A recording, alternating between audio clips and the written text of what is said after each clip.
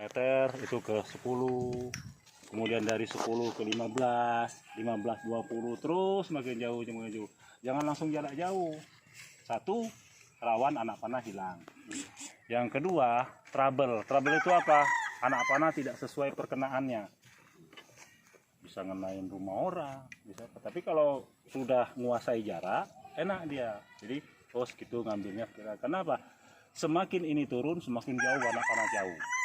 Nah, prinsipnya anak panah itu kan semakin ditarik ke belakang, semakin jauh dia ke depan, ya kan? Nah, jadi usahakan sebisa mungkin bagi yang pemula itu jarak dekat.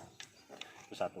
Kemudian yang kedua, cara memegang, ya, cara memegang itu pada prinsipnya yang penting nyaman. Terserah megangnya gimana, yang penting nyaman. Akan tetapi ada teknik yang memang harus kita ketahui untuk pemulanya, ya. Megang busur horsebow ini berbeda dengan megang busurnya berbo dan jemparing. Kalau jemparingan itu yang penting dia nahan, kekuatannya berada di sini. Nah kemudian kekuatan utamanya itu ada di 3 jari ini, kelingking, jari manis, dan jari tengah. Ini 70% kekuatannya itu, walaupun kecil harus lebih kuat. Kemudian yang jari manis ini 20%, kemudian yang jari tengah itu 10%. Jadi pas 100%. Dua ini nggak megang di alestis. Dua ini nggak megang. Jadi kompasnya ada di kelingking. Ya. Kemudian kemiringannya itu ada di jari manis. Kemudian tumpuannya ada di jari tengah. Jadi kendalinya. Ya supaya lurus kita ginikan dulu, tahan. Nah, berarti lurus kan? Baru dipegang. Nah, untuk genggaman itu terserah nyamannya seperti apa. Ada orang kelingkingnya taruh di sini. Yang penting dia nyaman. Ada orang langsung genggam di sini. Yang penting ini kalau nekan ya harus kuat, 70% kekuatannya. Ada yang gini. Begitupun dengan dua jari ini tidak boleh genggam. Kemudian cara narik. Narik itu ada yang 3 jari seperti ini. Nah, seperti ini. Biasa. Ada yang slave 2 jari ini. Yang ini nahan anak panah. Jadi seperti ini. Jadi ada yang 3 jari seperti ini. Ada yang 2 jari seperti ini. Ada yang 1 jari. Nah, itu silakan pilih yang nyaman yang mana. Ya. Tapi kebanyakan pemanah horsebow dia seperti ini dan seperti ini. Kebanyakan itu. Ini yang nyaman. Dan kalau saya, kalau jarak dekat ini kadang ya, seperti kalau jarak jauh saya nggak pernah. Biasanya ini agak, karena kita nariknya nak kuat, jadi narik pakai jempol. Kemudian yang kedua, cara memasang anak panah. Biasakan memasang anak panah itu, ya, ini selalu diarahkan ke target, jangan diarahkan ke kanan kiri. Kalau kita dalam perlombaan, kita masang anak panah gini, ini sudah pelanggaran, bisa didis. Kenapa? Anak panah ini mengarah ke orang lain. Walaupun belum dipasang kan, tapi harus sudah yakin ke target, itu baru diarahkan pasang.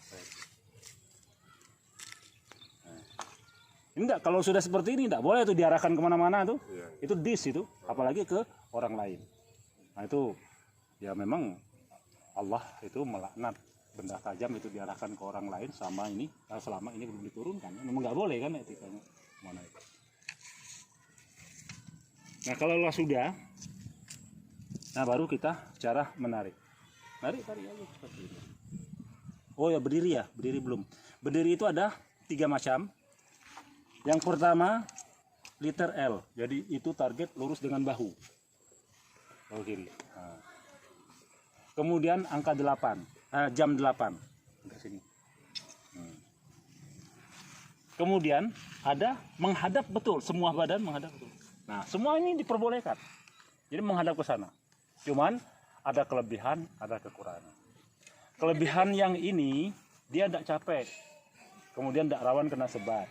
Akan tetapi powernya kurang. Tarikannya kurang kan? Nah, kelebihan yang ini lehernya yang nggak capek. Kenapa? Karena dia sudah nolehnya sedikit. Nah, kelebihan yang seperti ini tarikannya bisa jauh, bisa kuat, tapi mudah capek lehernya. Karena noleh terus ini. Nah, itu. Nah, silakan pilih yang mana. Yang penting kan nyaman tujuan kita. Sekarang ada pertanyaan sebelum kita praktek. So, apa tadi ya, kalau memang saya lihat sekilas itu memang beda-beda ya, artinya Ya. bisa semua di Bisa pramuka, semua. kemudian berdiri. Oke, ada yang tanya itu? Ya, silakan. Kalau duduk itu jembaring. Beda. Ini namanya apa yang Ini panah horsbu. Ya, pakem. Kalau Dia- yang pakem saya kirim pakem horsbu, ya ini berarti busurnya. Horse itu kuda ya? Ya, horse itu kuda ya. Artinya ini kan panah berkuda. Panah yang digunakan tentara-tentara Islam Mongolia yang peperang itu di atas dari kuda. Dan ini memang lincah. Di hutan-hutan pun dia. Kalau yang panah panjang itu kan susah. Ya. Oke? Oke, Nah, coba. oke, kita jarak dekat dulu latihan.